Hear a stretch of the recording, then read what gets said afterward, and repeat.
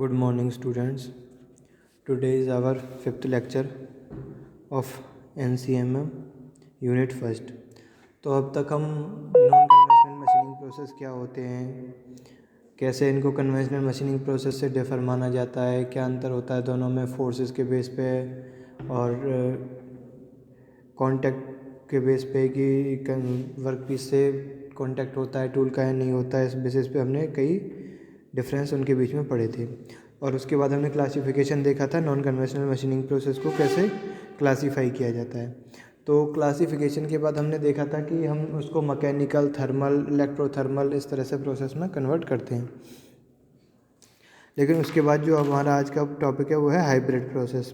Hybrid process का मतलब होता है बेसिकली कि अगर हम एक टाइप के प्रोसेस को एक से ज़्यादा टाइप के प्रोसेस को कंबाइंड करके यूज़ करें, ताकि उनके जो बेनिफिट्स हैं, कंबाइंड बेनिफिट्स हैं, उनको हम यूटिलाइज़ कर सकें और जो उनके लॉसेस हैं उनको कंबाइंड करके मिनिमाइज़ कर सकें। तो इस तरह का जो प्रोसेस होता है उसे हाइब्रिड प्रोसेस बोला जाता है। तो hybrid process the technological improvement of machining process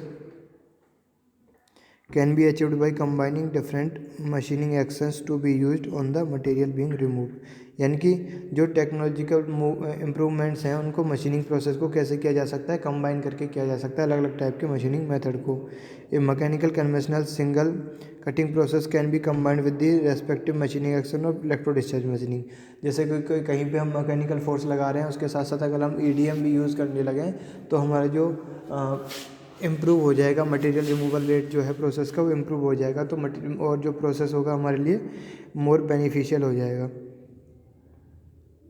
reason for such a combination in the development of hybrid machining process is mainly to make use of combined advantages and to avoid a reduced adverse effect. Hybrid machining can be classified into hybrid chemical and electrochemical process and hybrid thermal process. मतलब यही है कि same जो मैंने अभी आपको बताया कि इनको यूज़ हम जो करते हैं वो इसलिए करते हैं कि इनके कॉम्बिनेशन को यूज़ करके हम जो इनके कॉमन एडवांटेजेस हैं उनके साथ साथ जो एक के एडवांटेज दूसरे के डिसएडवांटेज हैं उनको भी ऐसे एडवांटेज यूज़ कर सकें, और जो दोनों की जो ड्रॉबैक्स हैं उनको मिनिमाइज़ कर सकें, और इफ़ेक्टिवनेस और एफिशिएंसी हम दोनों चीज़ें बढ़ा सकते हैं इसके थ्रू अपनी मशीनिंग प्रोसेस की। तो हाइब्रिड प्रोसेस को डिवाइड करते हैं हम केमिकल और इलेक्ट्रोकेमिकल प्रोसेस में, या थर्मल प्रोसेस में, या और इलेक्ट्रोथर्मल प्रोसेस में। तो जैसा कि नाम से जान देख रहे हैं हम केमिकल और इलेक्ट्रोकेमिकल, यानी कि केमिकल एनर्जी जो है हमारी और इलेक्ट्रिकल एनर्जी है, दोनों को हमने कंबाइन करके क्या बनाया, इलेक्ट्रोकेमिकल। अब केमिकल एनर्जी को हम कैसे यूज़ करते हैं मटेरियल रिमूवल में, जैसे कि आपने केमिकल सेल्स के बारे में स्टडी की होगी 8th क्लास में, 10th क्लास में, 12th क्लास में, जब भी केमिस्ट्री में आपने पढ़ा होगा केमिकल सेल्स के बारे में।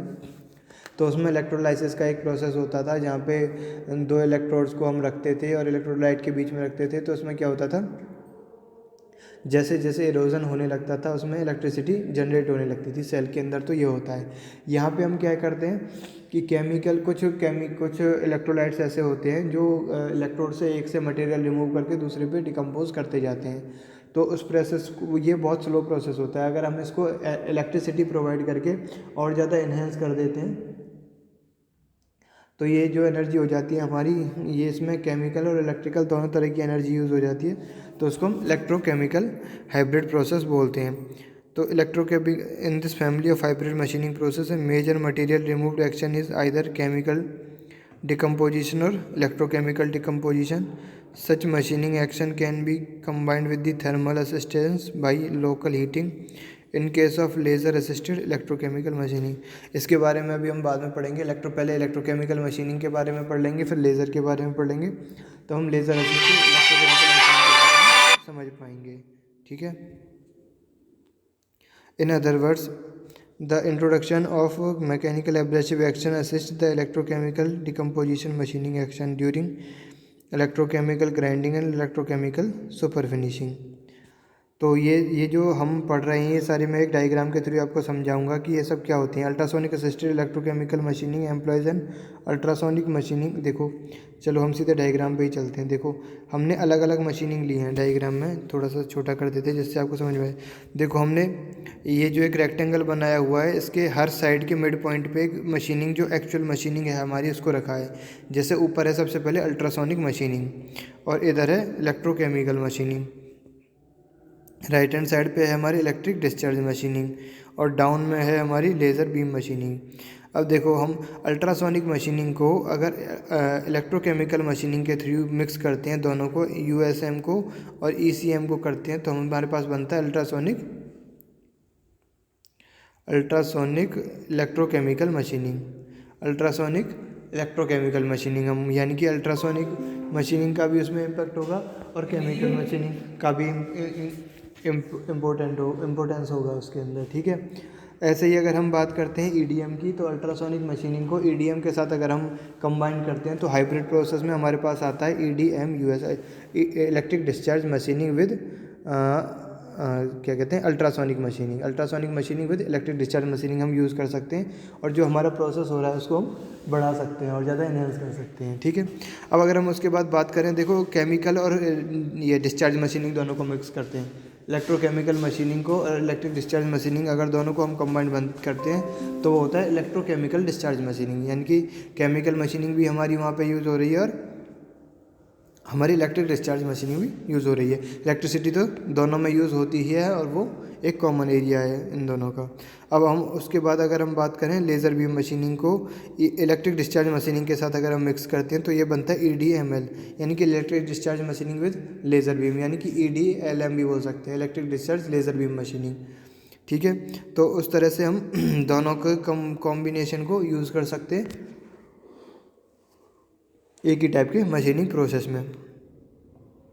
इसके बाद अगर हम बात करते हैं इलेक्ट्रोकेमिकल मशीनिंग और लेज़र बीम मशीनिंग की, तो उन दोनों के कॉम्बिनेशन को भी हम यूज़ कर सकते हैं इलेक्ट्रोकेमिकल लेज़र बीम मशीनिंग के थ्रू, यानी कि यहाँ पे हीट अप भी होगा लेज़र बीम के थ्रू और यहाँ पे केमिकल रिएक्शन की वजह से भी मटेरियल रिमूव होगा। तो दोनों तरह से अगर हम मटेरियल रिमूव करते हैं तो उसमें क्या हो जाता है, हमारे जो हमारा प्रोडक्ट है वो जल्दी मशीन हो जाता है, जो भी हमें उससे प्रॉपर्टी चाहिए। अब बात करते हैं कॉम्बिनेशन की इलेक्ट्रिक डिस्चार्ज मशीनिंग और इलेक्ट्रोकेमिकल मशीनिंग की, तो ये होता है ECDG। ऊपर हमने बात की थी, देखो यहाँ पे क्या है, ECM और ECD को मिक्स करके दो चीज़ें होती हैं। एक तो ECD की जो इलेक्ट्रिक डिस्चार्ज मशीनिंग होती है, ऐसे ही इलेक्ट्रिक डिस्चार्ज ग्राइंडिंग भी होती है, और जैसे इलेक्ट्रिक केमिकल मशीनिंग होती है ऐसे इलेक्ट्रिक केमिकल ग्राइंडिंग भी होती है। तो ग्राइंडिंग को भी अगर हम मशीनिंग के साथ मिक्स करें तो हम ECM और EDM को मिक्स करके इलेक्ट्रोकेमिकल डिस्चार्ज मशीनिंग भी कर सकते हैं और इन दोनों को ही मिक्स करके इलेक्ट्रो डिस्चार्ज केमिकल ग्राइंडिंग भी कर सकते हैं। तो इस तरह से हम डिफरेंट हाइब्रिड प्रोसेस को यूज़ करके इस तरह की मशीनिंग बना सकते हैं। अब हम बात करें अगर इलेक्ट्रॉन बीम मशीनिंग की और लेज़र बीम मशीनिंग की, इलेक्ट्रॉन बीम मशीनिंग और लेज़र बीम मशीनिंग के कॉम्बाइंड इफेक्ट को अगर हम यूज़ करें तो हम हीट कोई किसी मटेरियल का अगर टेम्परेचर बहुत ज़्यादा है तो हम ये दोनों यूज़ कर सकते हैं, जहाँ पे हम इलेक्ट्रॉन की भी बम्बार्डमेंट करवा सकते हैं मटेरियल के ऊपर और लेज़र बीम को भी इम्प्लीमेंट करवा सकते हैं मटेरियल के ऊपर, जिसकी वजह से क्या होगा, धीरे धीरे मटेरियल डिकम्पोज होना शुरू होगा, मटेरियल रिमूव होना शुरू होगा और हमारी जो एफिशिएंसी है वो बढ़ जाएगी, जो हमारा प्रोडक्टिविटी है मशीनिंग की वो भी बढ़ जाएगी। तो इस तरह से हम दोनों प्रोसेस यूज़ कर सकते हैं, यानी कि हाइब्रिड इलेक्ट्रोकेमिकल प्रोसेस भी यूज़ कर सकते हैं और हम हाइब्रिड थर्मल प्रोसेस भी यूज़ कर सकते हैं, उन सबको मिक्स करवा के, जैसे कि हमने ऊपर वाली स्लाइड में अभी देखा था।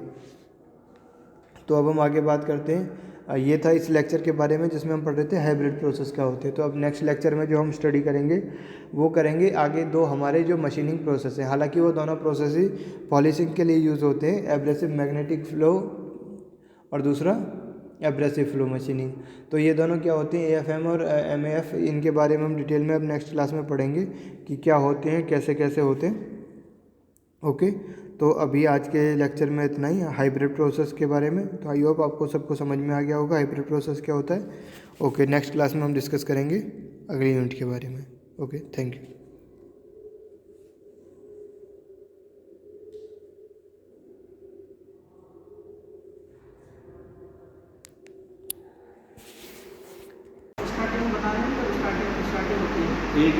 में सीजन 0 आया था सिर्फ। अच्छा, ये महाभारत में जो 0 है, क्या सीजन 0 है कि एपिसोड 0 है? एपिसोड 0। हमने लिखा है। बाकी सीजन 0 आने का मतलब यही था कि पहले वो सीजन आ चुका, फिर उसके पीछे का दिखाना था उनको, इसलिए उन्होंने season 0 according to engineering law